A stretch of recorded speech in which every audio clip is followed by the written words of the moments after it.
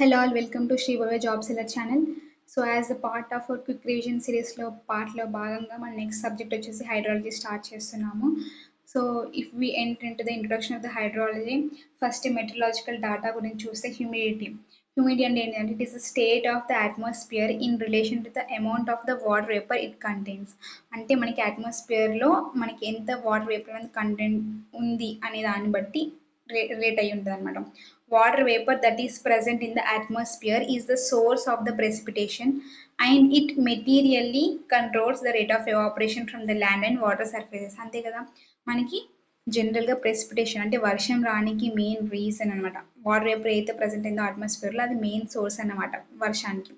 ఇంకా మనకి rate of the evaporation, మనకి ల్యాండ్ నుండి వాటర్ బాడీస్ నుండి ఆ ఎవాపరేషన్ని మనకి మెటీరియల్గా కంట్రోల్ చేసేది ఏంటి అంటే హ్యూమిడిటీ ఎంత ఎక్కువ ఉంటే మనకి రేట్ ఆఫ్ ఎవాపరేషన్ అంత తక్కువ ఉంటుంది అనమాట. అవి రెండు కూడా inversely proportional to each other. Next, the water vapour exerts a partial pressure known as the vapour pressure which is usually measured in bars or mm of mercury. మనం జనరల్గా water vapour అనేది పార్షియల్ ప్రెషర్ని excite అయ్యి ఉంటుంది, దాన్ని vapour pressure అని అంటాం. అది జనరల్గా మెజర్డ్ ఎట్లా అంటే బార్స్లో కానీ లేకపోతే ఎంఎం ఆఫ్ మెర్క్యూరీలో కానీ వీల్ మెజర్ అనమాట. Next, evaporation of water takes place until A state of equilibrium is reached. మనకి ఎవాపరేషన్ ఎంతవరకు అవుతుంది అంటే స్టేట్ ఆఫ్ ఈక్విలిబ్రియం అయ్యేంత వరకు ఎవాపరేషన్ జరుగుతూనే ఉంటుంది. When air get saturated with vapour, ఒకవేళ ఎయిర్ అనేది మొత్తం వేపర్తోనే సాచురేట్ అంటే హై పాయింట్కి రీచ్ అయింది అనుకోండి, అప్పుడు మనకి ఎయిర్ అనేది ఇంకా మాయిశ్చర్ కంటెంట్ని అబ్జర్వ్ చేసుకోలేదు. సో అప్పుడు మనకి ఎవాపరేషన్ అనేది జరగదు. At that time, for a particular temperature of the system, the vapor pressure is known as saturation vapor pressure. So ఆ పర్టిక్యులర్ టెంపరేచర్లో మనం అక్కడున్న వేపర్ ప్రెషర్ ఏమంటామంటే సాచురేషన్ వేపర్ ప్రెషర్ అంటాం. అంటే సాచురేషన్ అంటే అది దాని యొక్క హైయెస్ట్ లిమిట్ అనమాట. ఇంకా సాచురేషన్ అయిపోయింది కదా ఆల్రెడీ, ఇంకా తీసుకోలేదు. ఆ పాయింట్ ఆఫ్ ప్రెషర్ని మనం సాచురేషన్ వేపర్ ప్రెషర్ అంటాం, which is indicated by ES. Next, relative humidity indicated by small h. It is a measure of air's capacity at its existing temperature to absorb further moisture.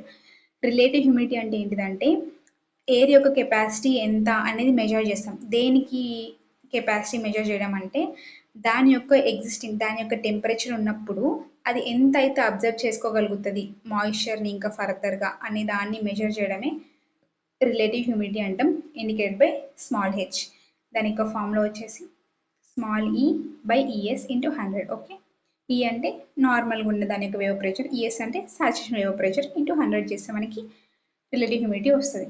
Next, dew point అంటే ఏంటిదంటే it is defined as the temperature at which air mass just becomes saturated if cooled at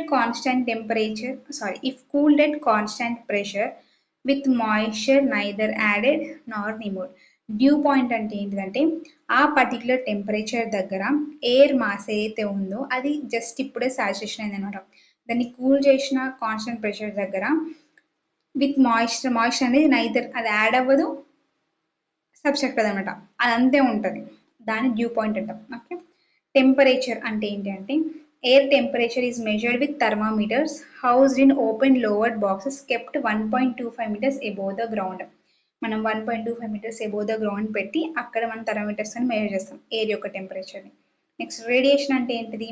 sun యొక్క radiation మనకి ఏంటి main source of energy input అనమాట, which is responsible for the change of the state of the molecules of water from liquid to gas.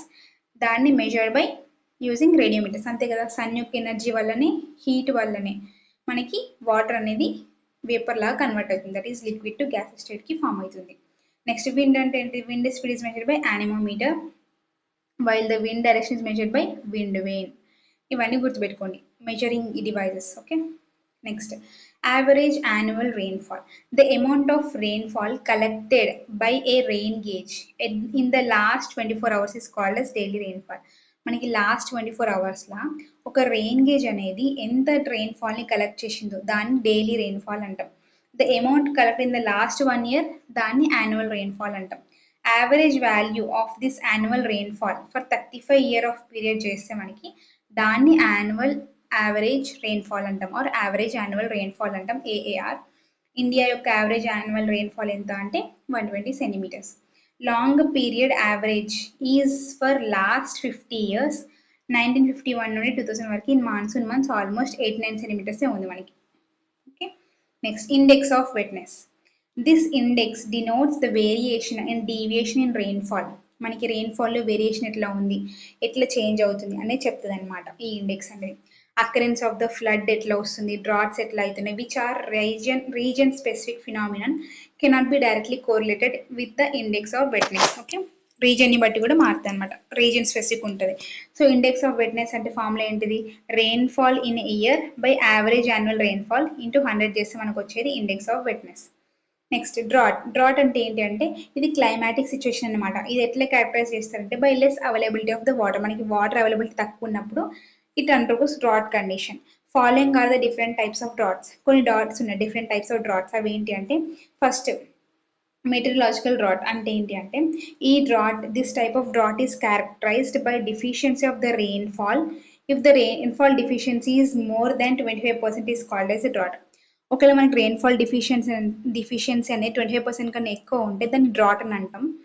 ఇందులో మనం if the more than 20% of the area of the country is under the influence of the drought then that particular year is called as drought year. ఒకవేళ ఒక country యొక్క ఏరియాలో 20% of area అనేది మనకి డ్రాట్లో ఉంది అంటే పర్టికులర్ ఇయర్లో, ఆ పర్టికులర్ ఇయర్ని మనం డ్రాట్ ఇయర్గా కన్సిడర్ చేస్తాం. Okay, if drought occurs in an area with a probability of 0.2 to 0.4, then that area is called as drought prone area. Next if the probability అనేది 0.4 కన్నా ఎక్కువ ఉందనుకోండి, దాన్ని క్రానికల్లీ డ్రాట్ ప్రోన్ ఏరియా అంటాం. ఒకవేళ about 33% of the India comes under either drought prone కానీ లేకపోతే Chronicle drought prone area కిందకి వస్తాయి అనమాట. ఓవరాల్గా మనకి ఇండియాలో అబౌట్ 33% ఆఫ్ ద ఏరియా అనేది. Next hydrological drought. ఇది ఏంటి అంటే this type of drought is characterized by the below average value of the stream flow, water content in lakes, reservoirs and underground water. దీంతో చేస్తే మనకి hydrological drought అనమాట, because of the water average value of the stream ఫ్లోని బట్టి వచ్చేది అనమాట. Next agricultural drought అంటే ఏంటి, this type of drought is characterized by the deficiency of the water which is required to meet the evapotranspiration needs of the crops.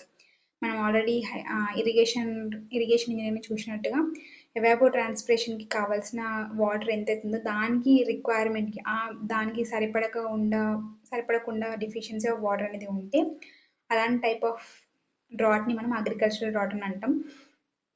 It is denoted by an index called as aridity index అని denote చేస్తాం, which is given as aridity index అంటే ఏంటంటే PET minus AET by PET into 100. PET అంటే potential evapotranspiration, whereas AET అంటే actual evapotranspiration. Okay, if the aridity index is in between 0 to 25, it is called as mild arid region.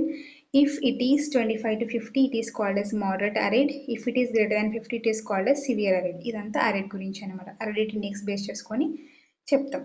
Next PET, ఇందాక చెప్పినట్టుగా PET అంటే ఏంటి, potential evapotranspiration అంటే ఏంటంటే it is the water consumed by the plant. If the sufficient water అనేది అవైలబుల్గా ఉంటే ఒక ప్లాంట్ ఎంత వాటర్ని కన్జ్యూమ్ చేసుకుంటుంది దాన్ని పొటెన్షియల్ evapotranspiration అంటాం, దాని కెపాసిటీ అనమాట.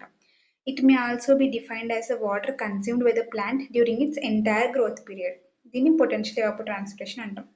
వెరాజ్ యాక్చువల్ evapotranspiration అంటే ఏంటిది, మనకు ఉన్న కండిషన్ని బట్టి ఎంత evapotranspiration అవుతుంది plant, అది actual evapotranspiration. It is the water consumed by the plant under the actual prevailing conditions. అంటే ఉన్న కండిషన్ ని బట్టి ఎంత అవుతుంది దాన్ని యాక్చువల్ evapotranspiration అంటాం. Next Palmer index, moisture availability index can also be used to find the agricultural drought.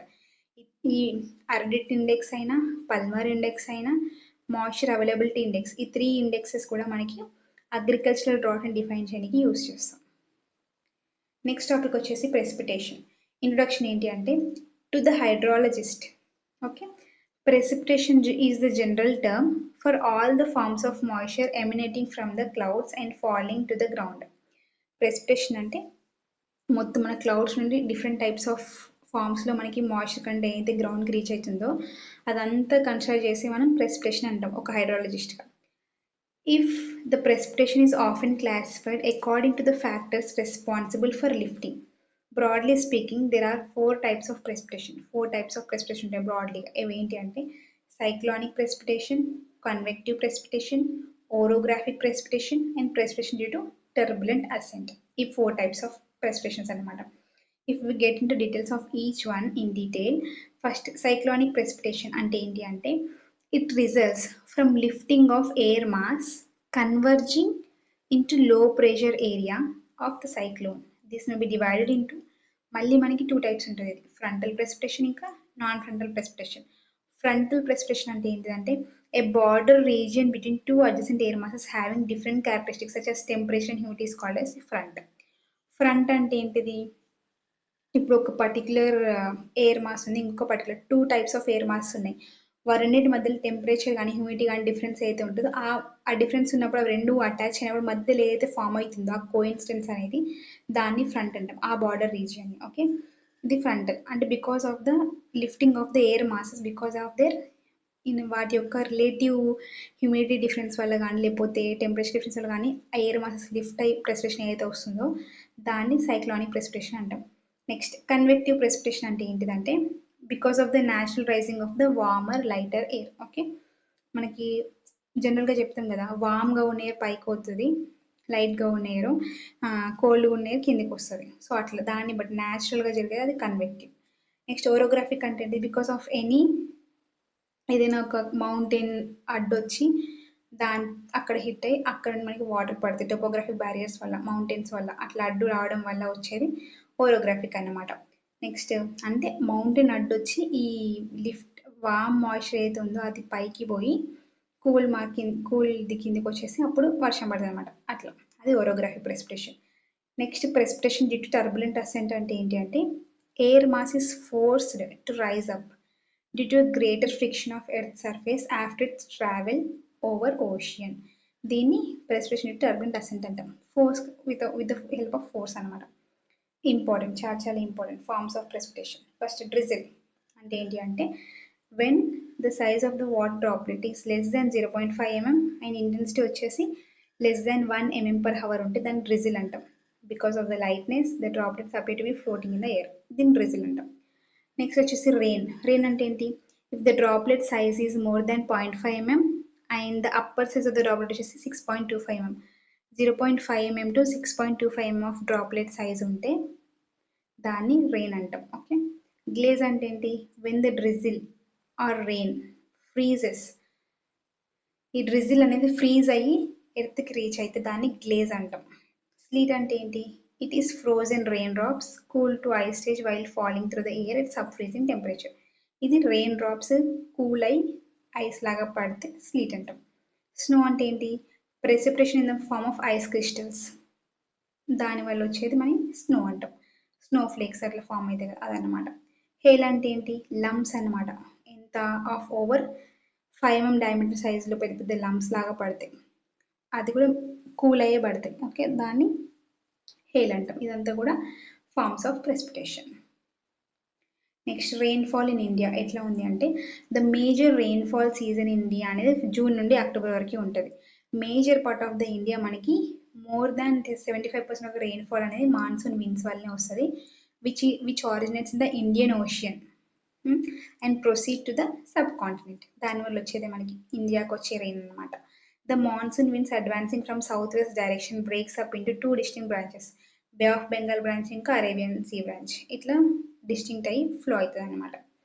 First the Arabian sea branch touches కేరళకి first touch అయిన తర్వాత while the bay of Bengal branch ఏమో నార్త్ ఈస్టర్న్ స్టేట్స్ ఆఫ్ ఇండియాకి reach అవుతాయి ప్రాక్టికల్గా same టైంకి first జూన్కి and causes heavy rainfall. So first జూన్కి మనకి హెవీ రెయిన్ఫాల్ వస్తాయి, ఫస్ట్ ఇక్కడ కేరళలో, తర్వాత మళ్ళీ నార్త్ ఈస్టర్న్ స్టేట్స్లో అనమాట. Next the Arabian sea branch moves northwards, పైకి మూవ్ అవుతుంది, causing heavy precipitation in western ఘాట్స్కి ఎక్కువ రెయిన్ఫాల్ వస్తుంది. While the bay of Bengal branch ఏమో వెస్ట్ వర్డ్కి మూవ్ అయ్యి రెయిన్ అనేది మనకి వెస్ట్ బెంగాల్లో, ఒరిస్సా, బీహార్, యూపీ, ఢిల్లీలో వస్తుంది. Next central India, Punjab, Haryana, Himachal ప్రదేశ్కి అది ఎప్పుడు అంటే అరేబియన్ సీ బ్రాంచ్ నుండి వస్తుంది రెయిన్ అనేది. Both the branches form a low pressure region form అవుతుంది, known as the monsoon trough అంటాం, expanding from the bay of Bengal to Rajasthan. ఇదంతా కూడా మనకి రెయిన్ఫాల్ ఎట్లా పాస్ అవుతుంది, ఎట్లా ఫ్లో అవుతుంది ఇండియా మొత్తంలో అనేది. Next measurement of rainfall important. Rain gauges are also known as pluviometer, ombrometer, hydrometer, odometer. They are of 2 types, non recording type rain gauge ఉంటాయి, రికార్డింగ్ టైప్ రెయిన్ గేజ్ ఉంటాయి. Non recording టైప్లో మనకున్నది ఒకటి అదేంటంటే Symons rain gauge.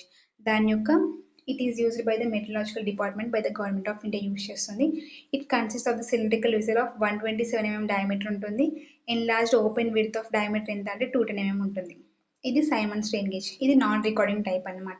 వేరాజ్ recording type rain గేజెస్లో మనకి weighing bucket type, tipping bucket type, float type ఉంటాయి. ఇవన్నీ కూడా recording type rain gauges. Next microwave radars for the measurement of the rainfall. First a microwave radar of 1 to 20 cm wavelength ఉంటుంది. Can be used to obtain the rough information on the rainfall distribution in the scanning area. Microwave raiders కూడా use చేస్తాం రెయిన్ఫాల్ని measure చేయడానికి. The amount of the reflected energy is dependent on the raindrop size and distance from the transmitter. ఇది almost ఎట్లా అంటే మన transmitter reflect అవ్వడం ఇదంతా almost మన టోటల్ స్టేషన్లో ఉండే దానిలాగా ఉందన్నమాట, ఆల్మోస్ట్ సర్వేయింగ్లో వచ్చే దానిలాగా. Next the following point should be kept in mind while selection of the rain gauge station. ఇది ఇంపార్టెంట్. ఒక రెయిన్ గేజ్ స్టేషన్, రెయిన్ గేజ్ని సెటప్ చేయాలంటే రెయిన్ గేజ్ స్టేషన్ కావాలి కదా. ఆ రెయిన్ గేజ్ స్టేషన్ ఎక్కడ సెలెక్ట్ చేసుకోవాలని కొన్ని పాయింట్స్ ఉన్నాయి. అవి ఏంటి అంటే సైట్ అనేది ఓపెన్ ప్లేస్ అయి ఉండాలి. డిస్టెన్స్ అనేది రెయిన్ గేజ్కి ఇంకా నియరెస్ట్ ఆబ్జెక్ట్ ఏదైతే ఉందో దానికి at least twice the height of the object. ఏదైతే ఆబ్జెక్ట్ ఉందో ఆ ఆబ్జెక్ట్ యొక్క హైట్కి ట్వైస్ టైమ్స్ కానీ లేదా 30 meters, అది ఏది ఎక్కువ ఉంటే అది ఓకే, అది పెట్టాలి. Next rain gauge should never be situated on a side or top of the hill. Top of the hill కానీ సైడ్కి కానీ పెట్టకూడదు. Next in hill where it is difficult to find level place. మనకి hilly రీజియన్స్లో మనకి level place దొరకడం చాలా కష్టం కదా. అలాంటప్పుడు the site for the gauge should be chosen where it is best shielded from the high winds. High winds రాకుండా ఉండే చోటు సెలెక్ట్ చేసుకొని where winds do not cause eddies, అలాంటి ప్లేస్ చూస్ చేసుకొని we have to place rain gauge. Next fence is erected should be at distance twice its height. Fence ఎక్కడ అంటే మన rain gauge ఏదైతే ఉందో దాని యొక్క హైట్ దానిలో ఇంటూ 2 times చేస్తే ట్వైస్ ఆఫ్ ద హైట్ చేస్తే అంత డిస్టెన్స్లో ఫెన్సింగ్ అనేది చేయాలి చుట్టూ.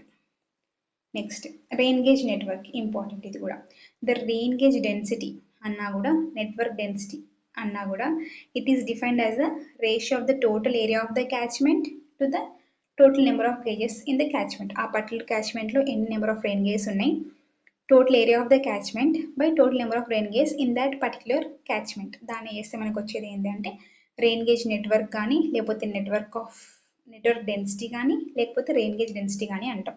ఫస్ట్ రికమెండేషన్స్ ఏం చెప్తుందంటే వరల్డ్ మెట్రలాజికల్ డిపార్ట్మెంట్ వాళ్ళు, ఆర్గనైజేషన్ వాళ్ళు first flat region temperature Mediterranean అట్లా ట్రాపికల్ రీజియన్స్లో ఉంటే మనకి 600 to 900 kilometers ఒక రెయిన్ గేజ్ స్టేషన్ పెట్టాలి.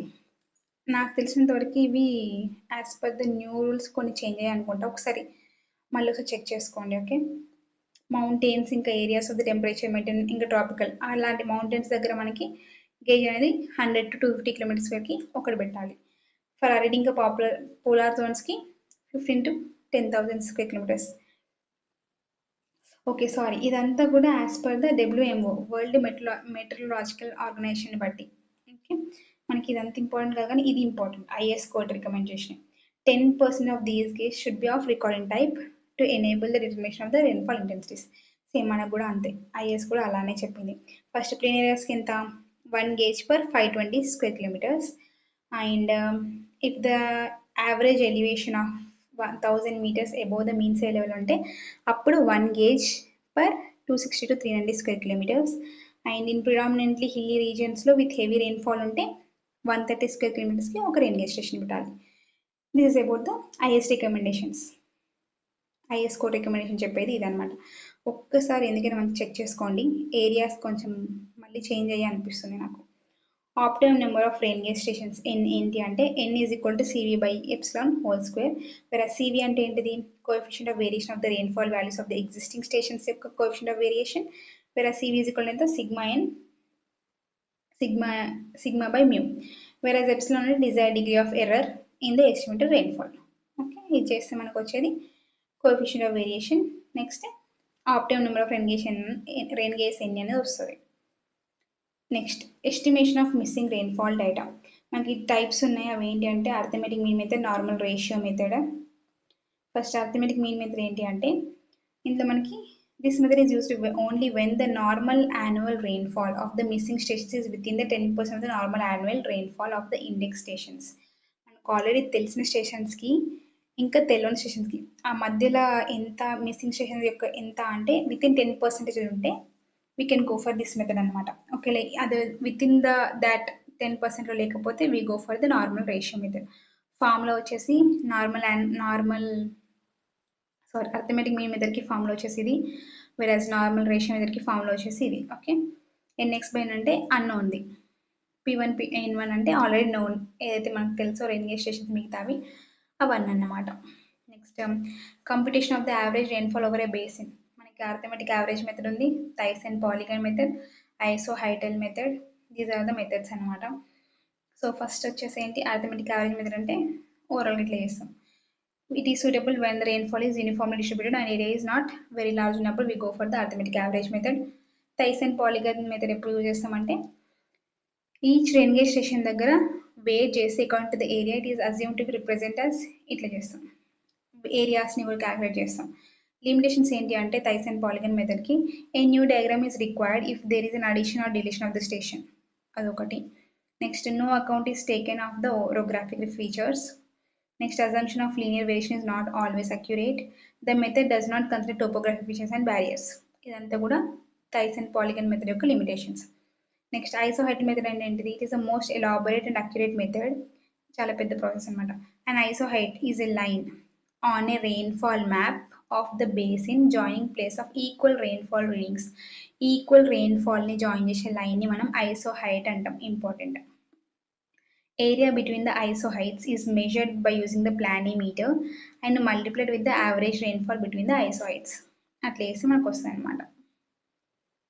Okay. Next, the major demerit of this method is that separate isoheight is required to be drawn for each stone. Due to this, the work is increased drastically. అంతే కదా. Next, presentation of rainfall data. First, hyetograph method. Hyetograph method ఏంటి? It is a bar graph showing the intensity of the rainfall with time. Intensity of the rainfall versus time చేస్తే మనం దాన్ని hyetograph అంటాం. Next mass curve of the rainfall అంటే ఏంటిది? It is the cumulative depth of the rainfall against time. Okay. Next intense duration curve అంటే ఏంటిది? It is generally observed greater intensity of the rainfall. Shorter is the length of the time it continues. As the duration of the storm increases, the maximum intensity of the storm decreases. Intensity duration curve ఇది. Okay. Next, intensity duration frequency. Next, depth area relationship ఎట్లా ఉంటుంది? ఇవన్నీ కూడా మనకి different types of rainfall ఇట్లా present చేస్తాం అనేది. You can go through all these things. మనకి ఇక్కడ గ్రాఫ్స్ కూడా ఇచ్చారు. ఇంకా depth area duration D A D dad curve అంటాం అట్లా.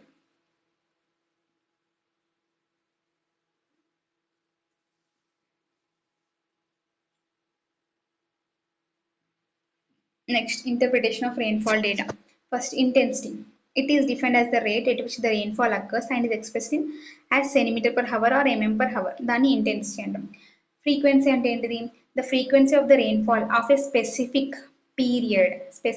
period is determined assuming that the rainfall is a random variable.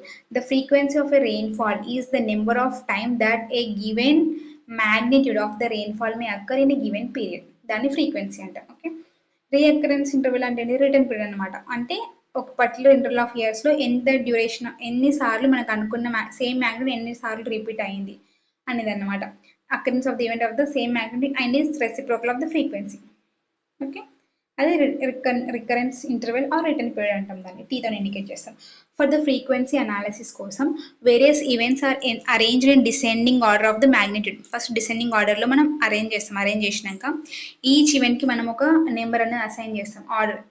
Order number m వరకు చేస్తాం. With m is equal to 1 తో స్టార్ట్ చేసి for the first entry and m is equal to for the second entry and so అట్లా చేస్తాం. చేసినాక m is equal to n వరకు చేసి probability of an event being equal or exceeded is given by California formula అంటే p is equal to m by n. Hazen formula అంటే p is equal to 2m minus 1 by 2 into n. Weibull's formula అంటే p is equal to m by n plus 1. These are the formulas probability కి. Okay, important ఇవన్నీ కూడా. Next, double mass curve of rainfall. It is a technique అన్నమాట. ఎందుకు అంటే for checking the consistency of a record. మన record అనేది consistent ఉందా లేదా చెక్ చేసుకోవడానికి double mass curve of rainfall use చేస్తాం. The trend in the rainfall record at a station may change after some year due to change in the environment of station or tampering of the instrument or shift in the observation practices. The change due to the meteorological factors will equally affect all the stations in the test and thus will not cause a lack of consistency. ఈ double mass curve అనేది graph ఎట్లా plot చేస్తామని between the accumulated annual rainfall in at a given station X versus accumulated annual values of the average group of base stations for various consecutive time periods. Okay అట్లా తీసుకొని చేస్తాం అనమాట. ఇది double mass curve వస్తుంది. A break in the slope అట్లా మనకి ఇట్లా break వచ్చింది అనుకో స్లోప్లో అప్పుడు దాని యొక్క ఇండికేషన్ ఏంటి అంటే ప్రెసిపిటేషన్ అనేది చేంజ్ అయింది ఆ స్టేషన్ ఎక్స్ దగ్గర అనేది. The precipitation values at the station X beyond the period of the break are corrected by ఇట్లా కరెక్షన్ చేస్తాం మనం వాటిని. Okay next probable maximum precipitation. For the safe design of a hydraulic structure మనకి even 50 year or 100 year precipitation తీసుకొనేసి దాన్ని inadequate due to unusual meteorological combination resulting in a very high precipitation దాన్ని తీసుకొని hydraulic design చేస్తాం. Next, the probable maximum precipitation and the commonly known as PMP for a region is the precipitation resulting from the most critical meteorological combinations that are considered probable of occurrence. అది probable maximum precipitation అంటే probability ఎంత ఎక్కువ ఉంది ఇంత maximum ఇంత precipitation ఏదైతే highest precipitation అది పడడానికి ఎంత probability ఉంది అనేది చెప్పడం అన్నమాట. Okay. Next, loss or abstractions from precipitation we will discuss in the next video. Okay. We'll continue in the next video. Thanks for watching. Please subscribe to Sri Vaibhav Job Seeker channel. Please like, comment and share to your friends if you like the content. Thank you.